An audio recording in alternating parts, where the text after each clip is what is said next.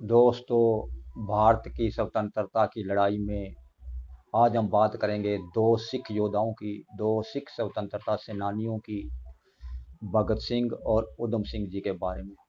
यह दोनों ही सिख योद्धा थे। इन्होंने भारत की स्वतंत्रता की लड़ाई में बहुत बड़ा योगदान दिया। लेकिन बेशक आज यह मनुवाद भूल गया, अलग बात है, लेकिन बहुत तगड़ा योगदान दिया। अगर ये जो कुछ लोग ये सोचते हैं कि चरखा चलाने से या दुश्मन के आगे गाल कर देने से, थप्पड़ खाने से आज़ादी मिलती है, तो यह बिल्कुल झूठ है और बकवास बात है। आज़ादी कभी भी गाल आगे करने से, धरने देने से कभी नहीं मिलती, और अंग्रेजों ने ना ही दी। भगत सिंह जी और उधम सिंह जी एक ऐसे गर्म दल के योद्धा थे जिन्होंने यह स्वीकार नहीं किया कि हमारी गाल पर अगर कोई एक थप्पड़ मारे तो हम दूसरी गाल आगे करें। ऐसा उन्होंने बिल्कुल सोचा। वह इस बात के बिल्कुल विरोधी थे, तो वह गर्म दल के योद्धा माने गए।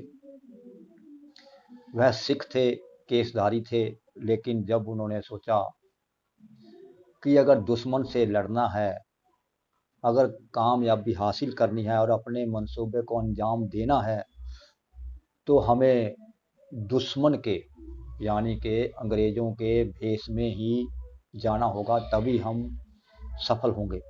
उन्होंने वही किया। भगत सिंह जी ने अपने केस कटवा दिए, अंग्रेज बन गया। बिल्कुल अंग्रेज बनकर वह पहचान में नहीं आया, तो उसने जाके असेंबली में अपना कारनामा कर दिया।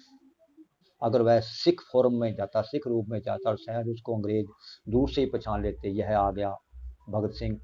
तो इसलिए वह भेष बदल कर, अंग्रेजों के भेष धार कर, अपने केस कटवा कर, तो उसने असेंबली में अपना मंसूबा पास कर दिया, जो उसने करना था किया। इसी तरह उधम सिंह जी हैं। उधम सिंह जी जनरल डायर को मारने के लिए लंदन जा पहुंचे। अगर वह भी वहां सिख भेष में जाते तो शायद बाहर से पकड़े जाते। वह भी भेष बदल कर गए, यानी कि अंग्रेजों का भेष बनाकर ही गए। तो उन्होंने वहां जाकर जनरल डायर को उड़ा दिया, जिसने जलियांवाले बाग में छोटे छोटे बच्चों दुनिया का नरसंहार किया, बहुत दुनिया मारी। इसलिए उधम सिंह जी ने वहां जाकर उसको भी समेट दिया।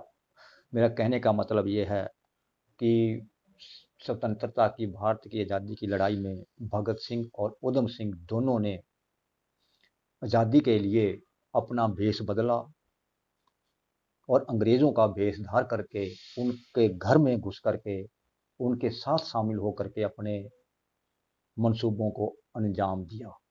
तो भारत देश आज़ाद हुआ।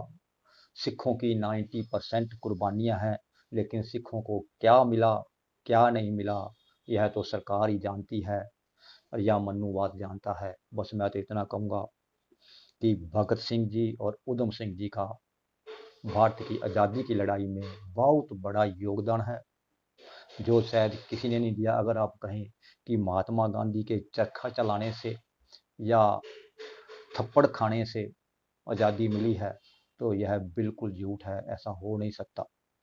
जब भारत आज़ाद हुआ, आज़ाद होने से पहले जब इनका डिवाइडेशन हुआ, मुस्लिम लीग ने अपना अलग देश बनाने के लिए कहा, तो अंग्रेज़ों ने इसके 1940 के समझौते के तहत, जहाँ तक हमने सुना है, इसके 3 हिस्से कर दिए।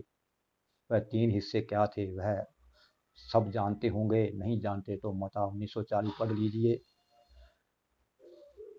तो मेरा कहने का मतलब ये है कि भगत सिंह जी और उधम सिंह जी की भारत देश में, दोनों सिख युवकों की भारत देश में बहुत बड़ी कुर्बानी है।